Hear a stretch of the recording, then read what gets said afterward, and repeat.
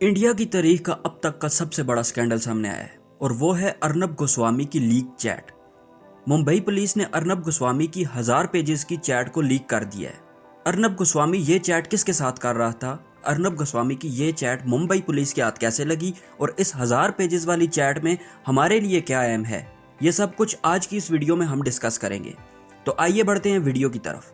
अस्सलाम वालेकुम, मैं हूं शरियार और आप देख रहे हैं ऐसे ऑफिशियल। अर्नब गोस्वामी कौन है, क्या है? सबसे पहले इसकी डेफिनेशन करते हैं। अर्नब गोस्वामी ये भारत का एक सहाफ़ी है, आग लगाने वाला, जंग करवाने वाला, बड़ा ही शिद्दत पसंद किस्म का शख्स है। ये रिपब्लिक टीवी का ये एडिटर एंड चीफ है। इसका जो सबसे फेवरेट टॉपिक है वो है हिंदुओं को मुसलमानों से लड़वाना, अकलीतों को अक्सरियतों के साथ, दंगा फसाद, लड़ाई, जंग, ये सब कुछ इसके फेवरेट टॉपिक्स हैं। अगर आप इसके प्रोग्राम्स देखें तो आपको अक्सर ये चलाता हुआ नजर आएगा। बड़ा ही अजीब किस्म का शख्स है ये। इंडिया में भी इसका काफ़ी मजाक उड़ाया जाता है। इसे शोर शराबा करना भी काफ़ी पसंद है और बगैर सोचे समझे बात करता है। इस सहाफ़ी का एक चैट है जो मुंबई पुलिस की जानिब से लीक कर दिया गया है। जिस दूसरे शख्स के साथ ये चैट कर रहा था यानी बात कर रहा था, उसका नाम है परथू दास गुप्ता। अब सबसे पहले जो हम बात जानेंगे वो ये है कि ये जो चैट अर्नब गोस्वामी और परथू दास गुप्ता के दरमियान हुई, ये मुंबई पुलिस के हाथ कैसे लगी। ये जो परथू दास गुप्ता है, ये ब्रॉडकास्ट ऑडियंस रिसर्च काउंसिल का चीफ एग्जीक्यूटिव ऑफिसर था। इस कंपनी को शॉर्ट में BARC भी कहते हैं। ये भारत की एक बड़ी मकबूल कंपनी है। ये कंपनी जो काम करती है वो भारतीय मीडिया की रेटिंग्स को जारी करती है। ये कंपनी खासकर उन लोगों के लिए ज़्यादा मकबूल है जो टीवी मीडिया में काम करते हैं। दुनिया के हर मुल्क की अपनी एक टीवी मीडिया की रेटिंग बनाने वाली कंपनी होती है और इंडिया में जो कंपनी है वो BARC है। और ये जो परथू दास गुप्ता है वो इस कंपनी का चीफ एग्जीक्यूटिव ऑफिसर था।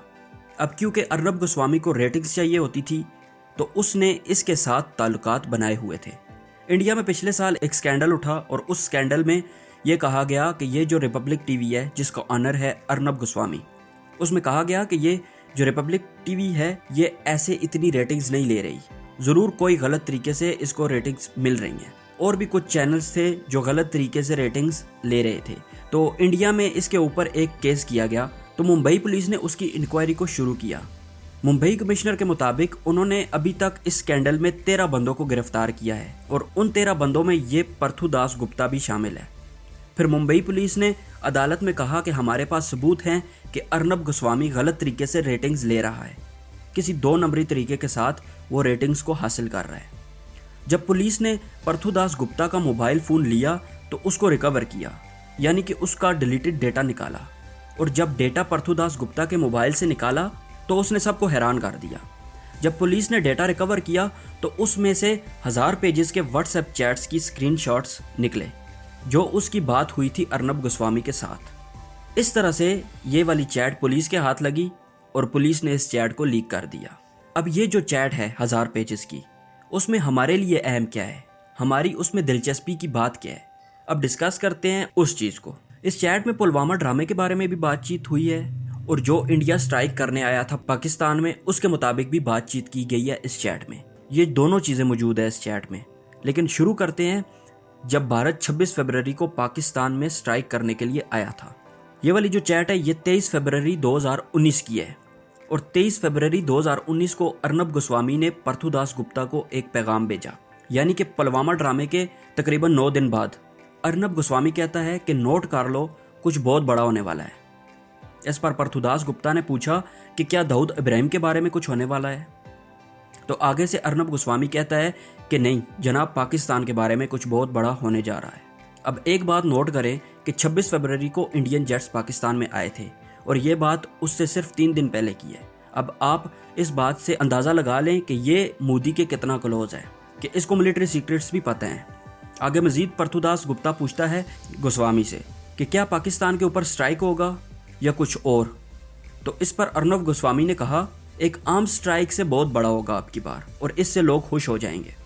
फिर आपने देखा कि भारत ने अपने जेट्स भेजे और एक नाकाम स्ट्राइक की, हमारे कुछ दरख्त गिराए और वापस भाग गए। फिर आगे आपको पता है कि क्या हुआ, किस तरह से अभिनंदन को पकड़ा गया, क्या हुआ, ये सब कुछ। अब बढ़ते हैं उस चैट की तरफ जो पुलवामा ड्रामा से पहले की गई। अब ये जो चैट है ये 14 फरवरी 2019 की है, यानी उस दिन की है जब पुलवामा अटैक हुआ। ये पृथ्वीदास गुप्ता को कहता है कि हम उस जगह पर मौजूद हैं जहां पर 20 मिनट बाद अब तक का सबसे बड़ा टेररिस्ट अटैक होने वाला है और हम सारे टीवी चैनल से पहले इस खबर को ब्रेक करेंगे। अब आप खुद अंदाज़ा लगा लें कि इस शख्स को 20 मिनट पहले इसको कैसे पता चला कि यहाँ पर कोई टेररिस्ट अटैक होने वाला है। उसकी वजह यही है कि इसको सब कुछ पहले से पता था कि पुलवामा अटैक होने जा रहा है। वो पहले से इस बात को जानता था क्योंकि वो मोदी के बहुत क्लोज है और ये सब कुछ प्लान के मुताबिक था। जब अटैक हुआ तो ये आगे चैट में कहता है कि वी हैव वन, कि हम जीत गए। यानी ये अपने मुल्क के 40 फौजियों की हलाकत पर खुशी मना रहा था। ये हाल है इंडियन मीडिया का, ये हाल है अर्नब गोस्वामी का। अब जो लोग अपने मुल्क से सिंसेयर नहीं हो सकते वो किसी और के साथ क्या होंगे। बस इनका हमेशा से एक ही मकसद रहा है कि किसी जगह पर भी अटैक करो और उसका इल्ज़ाम पाकिस्तान पर लगाओ, और ये इसके अलावा कुछ कर भी नहीं सकते। ये थी आज की खबर। इस खबर के बारे में आपका क्या कहना है नीचे कमेंट में ज़रूर बताएं। चैनल को सब्सक्राइब करें और अपना ख्याल रखें। मिलते हैं अगली वीडियो में, तब तक के लिए अल्लाह हाफिज़।